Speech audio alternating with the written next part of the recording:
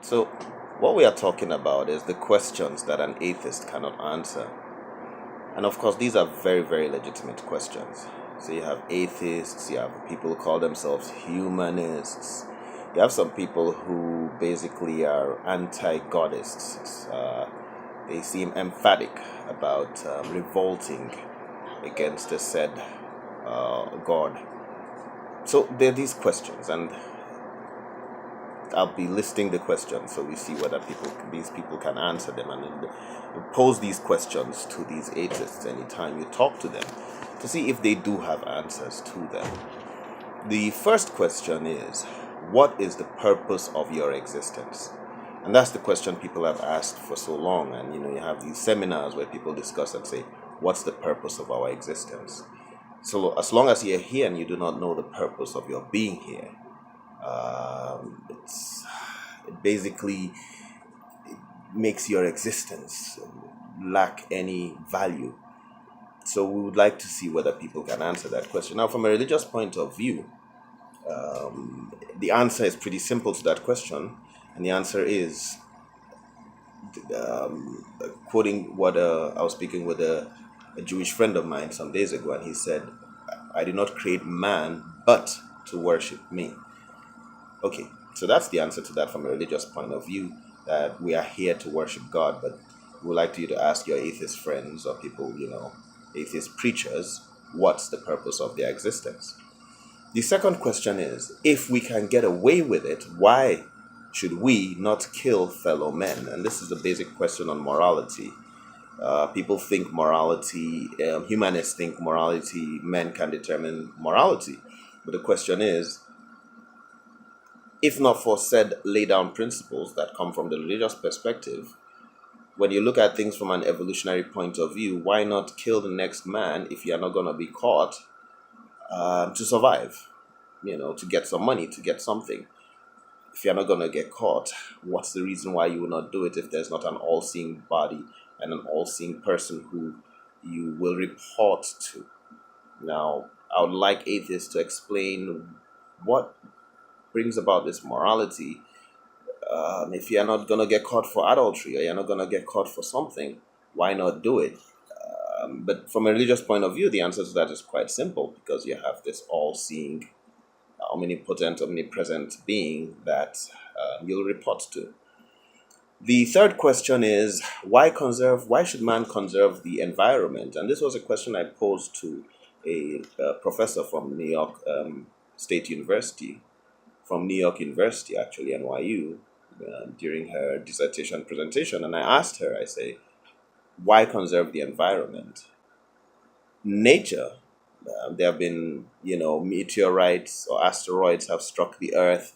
And due to these processes, according to evolution, these are the reasons why we are here, because of catastrophic events. So all of a sudden, why is it our responsibility to starve ourselves of things we can do? We can make nuclear bombs, we can drop them, we can burn things, we can, cause global warming. At what point and for what reason and with what justification is man suddenly in charge of preserving the environment? Let things happen let the chips fall as they may, let man be wiped out. This is the question I posed to her. I said, probably nature has a plan to make a more special species than man. So the idea that man is the ultimate being and we need to preserve the environment for man, it's only due to religion that you believe man is the ultimate species. But if nature does it, then it's in our natural ability to destroy. And some people can fight to save, and some of us can fight to destroy. And eventually, if we destroy the environment, nature is going to replace us with a better species that can stay in the hot environment. So why do people, atheists believe in conserving the environment? I believe they should not. So that's another question. The next question is, what is the singularity from which the galaxies were formed? Because according to the evolutionary theory, you had this dense singularity that exploded and expanded into the world and continues to expand into all the galaxies. So, but the question is, what's that singularity? Because if you do not know, because we still in essence are that singularity. We are one. We are that one singularity. Because matter can never be created nor destroyed. But the question is, what is that singularity? If you don't know, that means you don't know what you are. The next question is, how did that then singularity at the beginning of the Big Bang come into existence? How did it come about? So basically, you've not answered the fundamental question. Where did it come from? Where did that singularity that continues, that we are, where did it come from? There has to be a beginning of it. Now, some people come in and try to say that, but then you try to explain God, like how does, if God, like the religionist says God created that singularity, but then they say, but how do you explain God? But these are people who don't understand the basic concept. You see, time, okay, a beginning deals with time and space. And time and space, so the question is, how did you create God? Or how did God come about into being? Time and space, that's the creation, is with time and with space. Came into being with that singularity. So you cannot ask the question before the singularity, before that particle, that first particle. You can't ask the question of how did God come into being, because time limited coming into being comes about, and space all manifested from the expansion of that singularity. But when you go back behind that singularity, there's no time, there's no space. So there's no question of how or when did God come into being, because that's before the time and space that we are using within this our earthly conversation. So the question lacks logic. There's no question about that, the time factor when it comes to God. Okay, so anyway, these are the questions. So we could have a further discussion on this on some other tape, but these are just the questions for you to ask the atheist to answer. The next question is, can something come into existence out of nothing? If not, how do you explain the last two questions? And it's the same thing that, from the religious perspective, we say, okay, God created that singularity, created something out of nothing. But for the person who doesn't believe in God, then who created that singularity, or how did that singularity come about? Question number 7 is, categorically prove your existence beyond being in a dream. The only test I know so far to prove that you're not in a dream is to pinch yourself. That's a stupid test. Of course, pinching yourself doesn't prove anything. So why bother? And this deals with the whole concept of materialism. We struggle to buy that BMW. You struggle to achieve things. You even want to eat food. Would you do those in your dream? So before you can define or state that, okay, this is important, this is relevant, prove yourself, your existence. Prove material existence. Prove your existence out of being in a dream. Because if not, you're really at loss. If you're doing all this and you're just in a long, prolonged, as it may, dream. Question number 8 is, can you scientifically discuss parthenogenesis, which is certain organisms birthing, virgin births, pretty much. Because a lot of people, argue about these religious concepts, which are across most religions, of virgin births. And parthenogenesis exists mainly in invertebrates. In certain conditions, they can. And there's this link about virgin birth of a mammal that actually rewrote history of biology, where they actually brought about virgin birth. So virgin birth is not that big of a deal. But if scientists, people who doubt God, believe in parthenogenesis, then the question is, how do they reconcile that? The fact that virgins can be made to give birth, including mammals. And then deny virgin births as this big thing. And that also goes along with all these other miracles, which many of them are scientific, like Adam and Eve being made from a rib of Adam. And when you look at it, that's just cloning. So if you understand cloning, when you're trying to avoid hybrid sterility, if making species incompatible, so the best way to make a species is out of a piece of the other.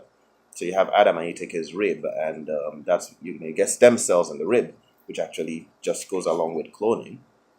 And then you can't clone a man out of a woman, but you can clone a woman out of a man, because a woman just has 2 X's, so all you need to do is double the X. So basically, when you talk about stuff like that, a lot of religious stories have simple scientific explanations, which, depending on the time frame, sometime, you're thinking about a rib being broken and cracked. But it's just cloning. The word is just cloning. God cloned Eve out of Adam's rib. And it's as simple as that. So some of these things could simply be explained in ways scientists and students of science can't understand. So question number 9 is, do you agree that evolutionary principles prove religion? And that's the simple thing, because evolution says that human traits, including memory, religion, the test of evolutionary success is a trait that stays with people through the advancement of man. So any trait that stays with you is evolutionarily positive and a successful trait. Religion is one of them. So do you want to cancel your memory? Do you want to cancel perception? Do you want to cancel foraging for food? All these are evolutionary traits which have stayed with man, including religion. So evolution actually promotes religion because it stayed and helped man to survive to the point at which we are today. The next question is, why do you sleep? Scientists just can't figure it out. Religion has its answers to it, including some form, depending where, God takes souls away and returns them when you wake up. So religion has its understanding of sleep, but why do you sleep? That's a deep question. Scientists fail to understand. There's no reason for it. You waste your time. You spend so much of your life in it, and what's the reason for it? Question number 11 is, why do you yawn? That's another one. Question number 12 is it's an evolutionary. It's an evolutionary question again. It's bilateralism. Human beings, you are bilateral. You have you move with two sides. Question is, if you are developing two sides, how come both sides are harmonious, congruous, the same? Why don't I have a blue eye here? Can anybody who's talking strictly based on evolutionary principles explain why I don't have a square eye here? You can't develop two sides to harmonize.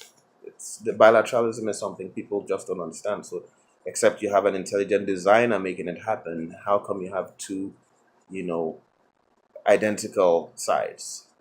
It doesn't make sense. I would like atheists and humanists and anti-godists to explain that. Question number 13 is, why does a cock hatched in seclusion crow when a hawk passes by? This is the innate, knowledge of organisms. It goes along with migration patterns, innate abilities. How does that cock know that hawk, it has to warn others that that's danger there? How do you have that? Is that coded in your genes? Can that be coded in your genes? Okay. Question number 14. We have 15 questions here. The second to the last question I have here is, since there is absolutely no fact and no time-bound guarantee in science, can a position devoid of fact surpass other positions? And this is, in science, there's no fact. There's absolutely no fact in science. So how do you come to the table for a conversation or a discussion when you're not bringing any fact?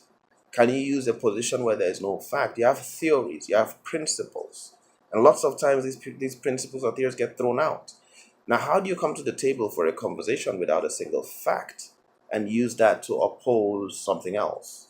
Now, you might not be able to prove that something else is better than what you are coming to the table with, but you are coming to the table devoid of fact. Okay. And the final question is, can you defend or explain or justify the placebo effect?